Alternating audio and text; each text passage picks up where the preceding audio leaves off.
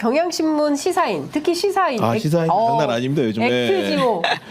원래 또 같이 방송하던 분이 나가서 지금 보니까 대단합니다 보니까. 네. 주한 기자라고요. 잠깐 네. 브리핑을 좀 하게 됐었던 네. 저희 기자인데 왜 나갔는지 알겠더라고요.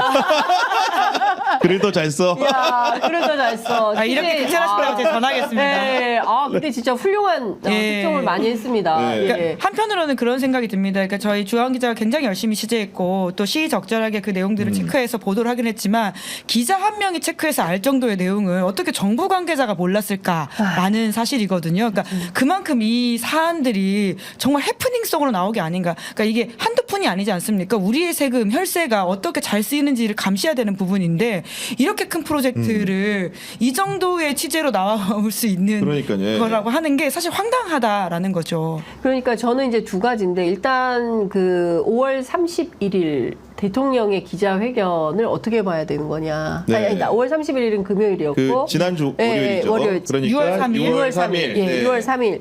그러니까 5월 31일 날 갤럽 최저치가 나오고 나오고, 그리고 나서 네. 그다음 월요일이 6월 3일. 대통령이 기자회견을 할 만한 사안이었냐.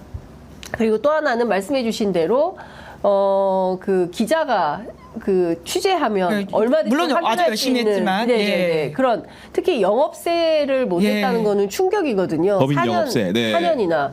그리고 어떤 사람들은 이게 세금이라고 하기엔 금액이 너무 작다. $50인데 이거 뭐 수수료 아니냐 이런 정도까지 의심이 200만 원 정도라고 이제 가스공사가 인정하긴 했습니다. 그러니까 이게 사실 체납액이 있는 기업을 물리탄소 업체로 어떻게 보면 국책 사업을 할 때 선정했다는 거 1차적인 오류가 있는 것이고 그 이면에 보면 아까 적은 세금이라고 했잖아요. 그러니까 $50씩 3번이더라고요. 19년, 21년, 20년에서 $150고 뭐 가산금들을 대해 보니까 더해 보니 총 $1,650를 이제 지난해 3월인가 이제 완납을 하고 다시 법인 자격을 찾았다는 건데 여기서 보면 텍사스 주정부에 따르면은 왜 그럼 이렇게 적은 세금을 물렸을까? 법인이 $50 1년에 그러니까. 적다고 느끼잖아요. 그게 뭐냐면 기본적인 등록세인 건데 매출이 많이 발생하면 더 많은 세금을 물게 돼 있습니다. 그렇군요. 그 얘기 고로 뭡니까? 이 회사가 그전에는 매출이 크게 없었다는 반증이기도 한 거예요. 맞아요. 그렇기 때문에 우리가 어떻게 보면 큰 사업을 안겼잖아요. 그럼 업력을 따지잖아요. 우리도 예를 들면은 무슨 계약을 공사건설 한다고 치면은 시공 능력을 평가하는 것처럼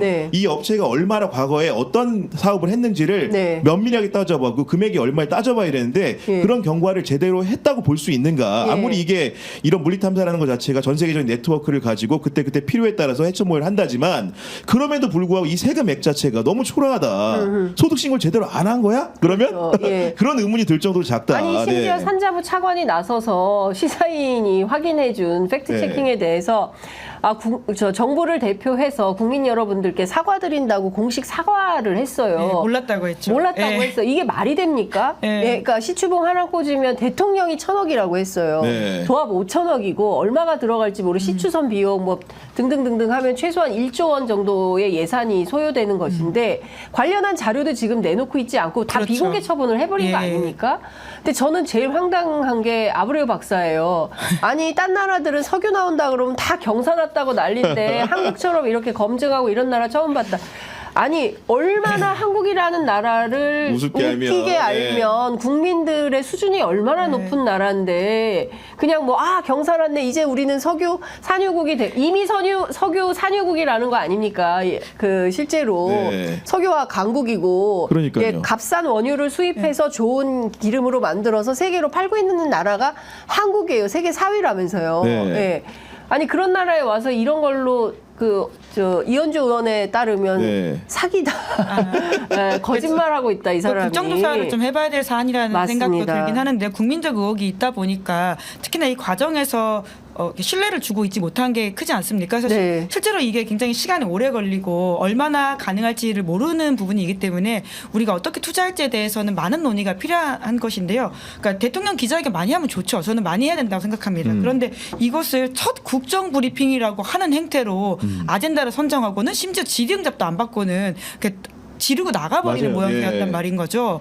그렇게 따진다면 우리가 이제 그 정도의 이 사업을 해야 되는 것인가라는 의문이 들 수밖에 없는데 그것을 오히려 굉장히 정치적이라고 공격을 하고 있는데 오히려 과학을 정치화시키는 게 누구냐라는 좀 질문을 해야 될 것 같습니다. 그리고 한술 더 떠가지고 국민의힘 같은 경우에는 어떤 주장이 나왔냐면 시추공 이렇게 하는데 1,000억이라고 산정을 했을 때 그러니까 민주당의 이재명 대표가 얘기한 민생회복지원금 얘기하면서 네. 이게 한 번 25만 원씩 주면은 전 국민 주면 13조 원 든다고 하지 않습니까? 시추공을 130개 뚫을 수 있고 이건 2,000조 효과가 있기 때문에 그걸 정당화하는 모습을 보면서 야 정말 이건 엉뚱하다. 그러니까 저는 네. 제일 그 황당했던 게 바로 안덕근 산자부 장관이에요. 기자들한테 당일 대통령이 발표한 당일 질의응답하면서 삼성시총의 5배다. 2,270조 원의 가치가 있다. 그때부터 주가 오르기 시작한 거예요. 석유자만 들어가면 한국 석유는 아스팔트 회사인데 네. 그런 데까지 다 올리고 심지어 저는 이건 어떻게 보십니까?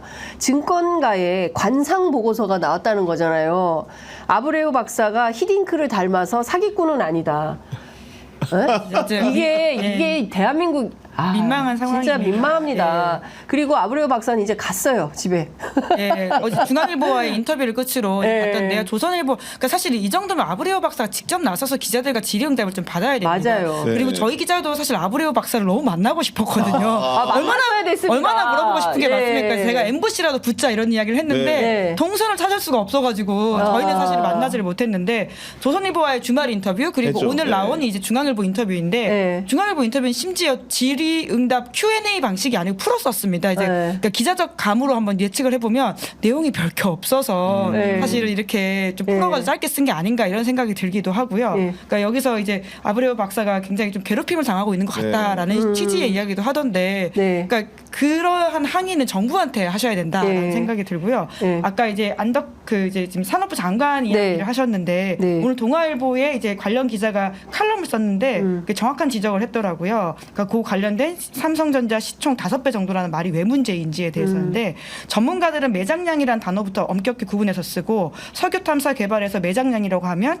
시추를 통해 부존 여부와 경제적 가치를 모두 확인한 양인데 네. 그러니까 불확실성 없이 검증된 기술로 상업적으로 생산할 수 있는 양을 뜻하는데 담당 장관이 경제성은커녕 실제 있는지조차 확인되지 않는 걸 가지고 2,200조 가치가 있다고 설명한 것이다. 그러니까 이게 얼마나 문제 있는지를 예. 따박따박 지적하고 있습니다. 그러니까 안덕근 산자부 장관은 이게 국정조사해서 이 양반이 실제로 이런 발언을 한 것의 무게가 어느 정도의 심각한 시장의 교란 행위를 낳은 것인지에 대해서 살펴봐야 될 것 같고 경향신문은 더 재밌는 기사를 냈어요. 네.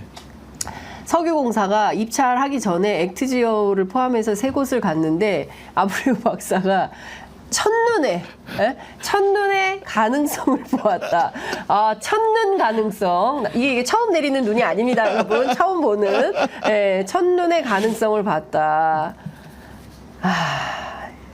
이게 우리가 그리고 또 부연해서 말씀드리면은 네. 우리 회사 보도기는 한데 네. 예를 들면은 그 교차 검증 과정에서 참여했던 사람들이 일부 이제 아브레우 고문과 논문에 공동으로 네. 같이 참여했다는 얘기도 있고 네. 실제로 참여했던 그 당사 한국지질자원연구원에 있는 사람이 지난 7일에 그 브리핑에 나와서 뭐라고 얘기했습니까? 그러니까 매장량이라는 부존량에 관련된 네. 물리 탐사의 결과에 대해서 우리가 한 게 아니고 중간에 가는 방법이 과학적인지 아닌지를 따져봤다고 얘기했거든요. 그러니까 결국은 우리가 궁금한 건 이 물리 탐사의 결과 매장량 수정치가 맞는지 안 맞는지를 교차 검증하길 바랬는데 그런 부분들에 대해서 명확한 신호가 없다는 것이고 또 다른 보도를 보면 우리가 자문단 검증에 참여한 자문단 회의 자체가 우리가 아브레우 박사가 주도했던 그런 결과 보고서를 받기 전에 한 번 열린 걸로 돼 있는데 물론 그 이후에도 있었는지 모르겠습니다. 기록이 남아 있는데 안 준 건지 준지 모르겠지만 이런 의혹이 계속 제기되는 상황이잖아요. 그러면 네. 자문단이 과연 어떤 내용을 가지고 검증을 하고 결과를 내놨는지에 대해서 명확하게 정부가 적어도 예를 들면 국민에게 전부 다 보여주기 영업기록 어려우면 네. 그 비공개를 전제로 해서 비공개를 전제로 한다는 건 이후에 브리핑은 약식으로 한다는 걸 전제로 해서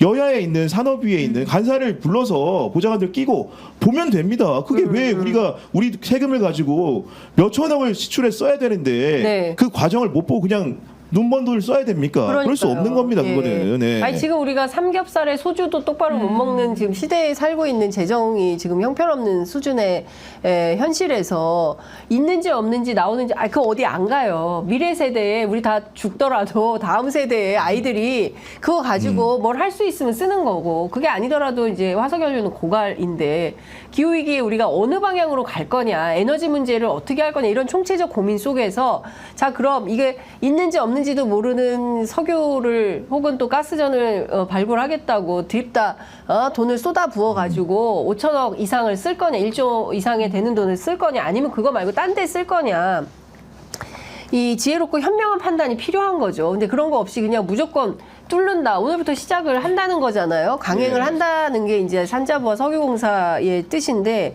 도대체 누가 이런 결정을 계속 하는 건지 이거 국회에서 확인을 해봐야 된다고 생각을 하고 그러려면 산자위부터 열어야 되겠다. 국회가 많이 바빠지겠다라는 생각이 좀 듭니다. 윤석열 정부 들어선 쟁점 상임위가 아닌 곳이 없습니다. 보통은 외통이나 이런 곳은 굉장히 점잖은 상임위거든요. 근데 워낙 외교 이제 사안도 많다 보니까 그 상임위도 싸우는 상임위가 돼버렸고요. 산자위도 그렇게까지 쟁점 상임위 아니었거든요. 근데 지금 갑자기 이제 또 부상하게 됐죠. 맞습니다. 모두가 그렇습니다. 아이고야 전체가 다 화약고다라는 생각이 좀 듭니다.